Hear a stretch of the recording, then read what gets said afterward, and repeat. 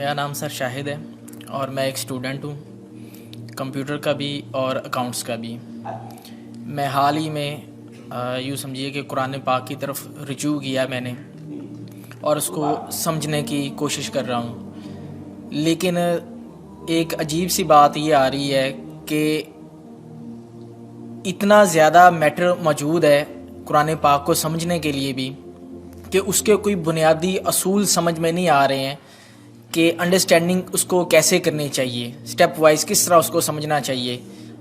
آیا کہ ناظرہ اس کو کرنا چاہیے، احادیث سے اس کو سمجھنا چاہیے یا کیسے؟ کیونکہ اگر ہم احادیث کو بھی اٹھا لیتے ہیں پڑھتے ہیں تو کچھ علماء کہتے ہیں جی کہ احادیث کے بارے میں بھی یہ ہے کہ کچھ ضعیف ہیں یا حسن ہیں یا اس کا مطلب کسی خاص وقت کے لیے تھا۔ تو ایک عجیب سا مطلب کہ ذہن کے اندر ایک وہ تلاطم ہو جاتا ہے کہ آدمی کرے کیا کرے، کس طریقے سے اس کو مطلب کہ انڈرسٹینڈ کرنے کی کوشش کرے کہ وہ ایک سیدھی راہ کے اوپر آ جائے کہ اسے قرآن پاک کی بنیادی جو تعلیمات ہیں ان کے اوپر چل کے کم لیکن کامل علم کو حاصل کر سکے۔ قرآن مجید کی طرف آپ کا رجوع ہوا ہے، توجہ ہوئی ہے، اس کو اللہ کا بہت بڑا فضل اپنے اوپر سمجھیے، اور جب اللہ کا فضل ہو تو پھر اس کا شکر بھی ادا کرنا چاہیے اللہ کے جناب میں۔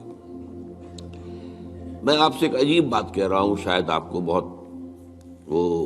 نئی سی لگے گی۔ قرآن کو ایسے پڑھیے جیسے بدو پڑھتے تھے۔ بدو نہ فلسفی تھے، نہ منطقی تھے، نہ سائنسدان تھے، نہ ابھی حدیثیں ان کے پاس تھی، نہ ابھی فقہ مرتب ہوئی تھی۔ وہ کیا تھا؟ عربی زبان، یہ ان کی اپنی تھی۔ تو شرط اول جو ہے قرآن مجید کو سمجھنے کے لیے وہ عربی زبان کا صرف و نحو صحیح جاننا یہ لازم ہے۔ پھر قرآن کے متن ہی کو اصل سمجھیے۔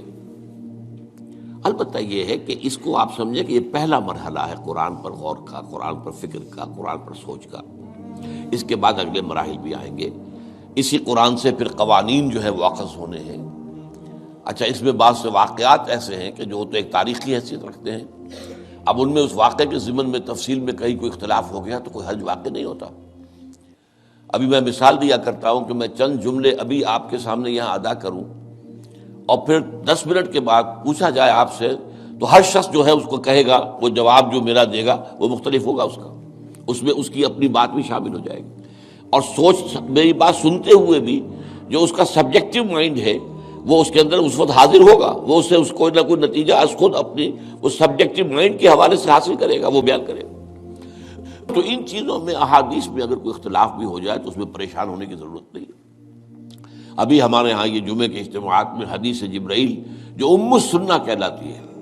جیسے سورہ فاتحہ ام القرآن ہے، ایسے حدیث جبرائیل ام السنہ ہے،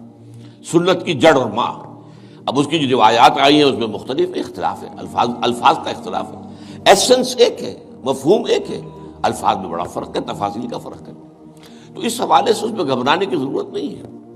پھر یہ کہ فقہی معاملات کے اندر اختلافات ہو گئے، وہ بھی نیچرل ہیں۔ آپ کو معلوم ہے کہ ایک ہی مقدمہ ہوتا ہے،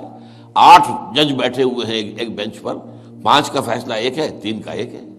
اور بھی تقسیم ہو سکتی ہے۔ قانون وہی، اور یہ میں بات کر رہا ہوں سپریم کورٹ کی یا ہائی کورٹ کی، وہاں پہ تو ظاہر بات ہے وہ نئے بیانات نہیں لیے جاتے،